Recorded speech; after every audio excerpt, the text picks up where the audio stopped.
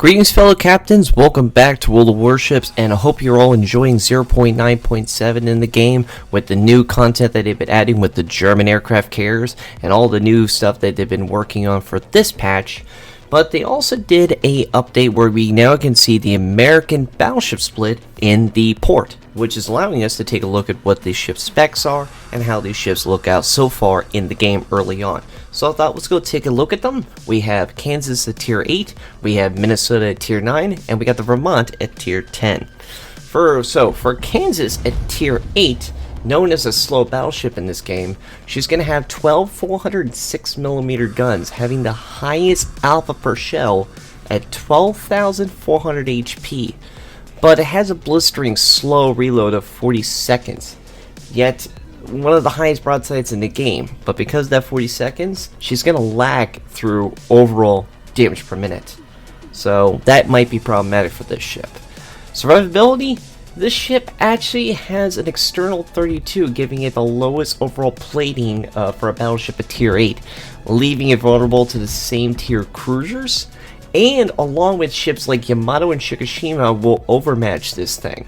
Its torpedo bulges are quite powerful, allowing it to have a 40% torpedo reduction, which is nice. But the Citadel also, which is nice too, is lower than average, but it's still quite hittable, so that's going to be quite careful with this ship. For anti-air, the Kansas has actually got a pretty good suite of anti-aircraft guns, which makes it quite powerful for its tier. But for another part we also got to talk about is that maneuverability and concealment. This ship is slow with 23 knot speed and a 16.6 kilometer detection, which makes this quite bad. Its turning circle is 700 meters and a rudder shift of 22 seconds. This makes Kansas a very difficult ship, unable to push flanks or disengage quickly from a battle if there is multiple ships there, and has no gun support. So this ship will require that support in order to make it decent or able to defend itself if it gets into too hot of a zone. So let's go take a look at the tier 9 Minnesota and see how that ship handles itself.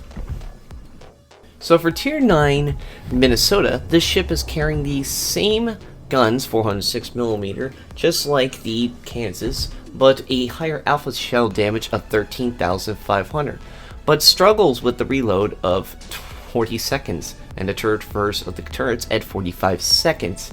But because of all this, these proving to be one of the highest broadsides at its tier.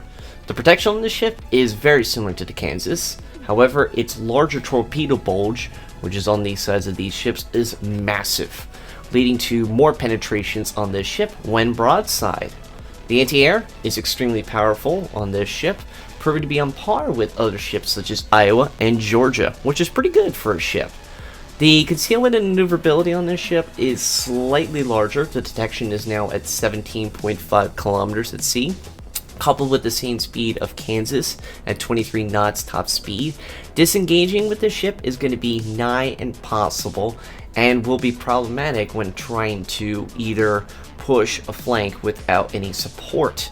So this ship will require massive team play to actually constructively work well with this ship. So let's go take a look at the tier 10 Vermont. For the tier 10 Vermont, this ship has the highest broadside in the game with a alpha per shell of 15,750 HP, which is pretty good from these 457mm guns. However, she has that terrible reload, just like the Kansas and the Minnesota, at 40 seconds, and the gun traverse is even just as bad with the poor firing angles. The rotation of these turrets having 45 seconds makes it have to struggle with open engagements. Vermont has the same armor as the tier 9 with 38mm of side plating on most parts of this ship. However, there are high explosive rounds in this game, not including larger ships such as battleships that can penetrate this, and not including larger caliber guns that will still do significant damage with this armor. For anti-air, this ship by the numbers is the strongest in the game, giving it the potential to shoot down entire squadrons before a drop is made on this ship. But now to the concealment and maneuverability. The largest detection of the branch now, up to 18 kilometers, combined to the same speed of the tier 8 and tier 9 at 23 knots. The Vermont cannot definitely disengage from poor situations.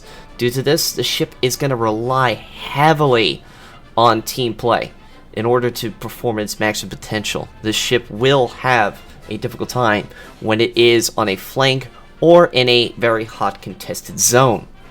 But this is what the ships are so far.